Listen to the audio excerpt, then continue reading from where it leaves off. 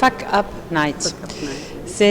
Ça reprend le mot fuck up de l'anglais pour dire j'ai foiré. J'ai foiré et je dois vivre avec un échec dans mon projet entrepreneurial. Et qu'est-ce que j'en fais de cet échec ?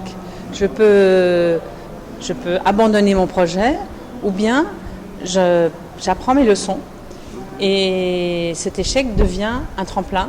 Je rebondis et je reprends mon business, je reprends mon entreprise et je réussis.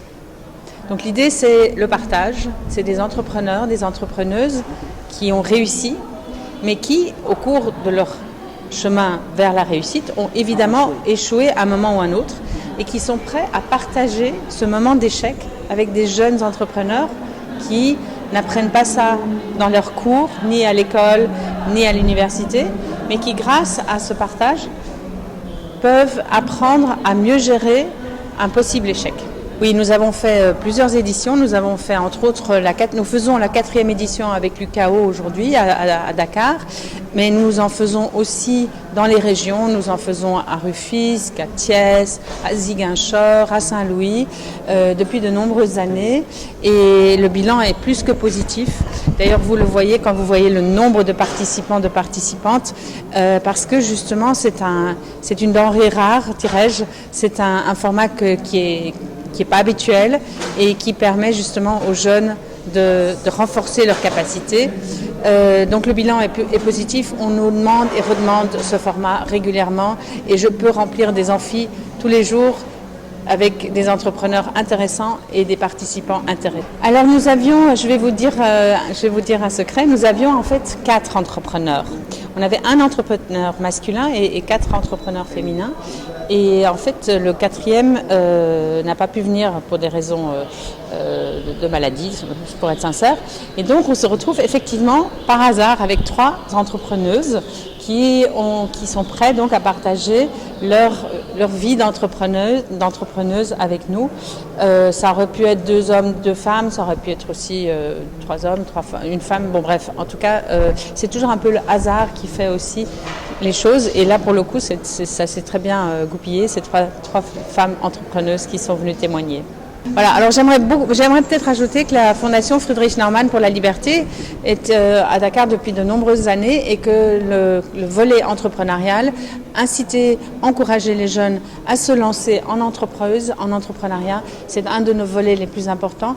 Nous croyons fermement à ce que les jeunes ont besoin de ça pour rester dans le pays et pour fonder ici, pour créer leur vie professionnelle ici dans de bonnes conditions et c'est pour ça que nous sommes là. Aujourd'hui, j'ai été invitée par la Fondation Friedrich Naumann pour partager mes erreurs d'entrepreneuse. Donc, j'ai parlé un peu de 3 échecs que j'ai vécus en tant qu'entrepreneuse au Sénégal. Et ce partage d'expérience, c'était avec les étudiants du complexe UCAO Saint-Michel, avec qui j'ai partagé ces expériences-là et surtout leur faire comprendre que le plus important, c'est pas d'échouer, mais c'est ce qu'on fait avec. Les erreurs que nous faisons, qu'est-ce qu'on apprend d'elles. Alors, je leur demande de foncer, d'oser, de foncer. Et après, c'est avec nos erreurs que l'on apprend et que l'on continue d'avancer. Il ne faut pas trop réfléchir, trop prendre le temps. Si on a une idée de projet, c'est bien de bien s'entourer, de se faire coacher et tout, mais qu'on se lance. Et pendant qu'on se lance, pendant qu'on avance, on se fait coacher, on se fait encadrer et puis on apprend de nos erreurs parce que c'est très important. Tant qu'on n'a pas fait d'erreurs, je ne pense pas qu'on est dans le processus d'entrepreneuriat. Parce que c'est en apprenant de nos erreurs que nous continuons à façonner notre business plan, par exemple.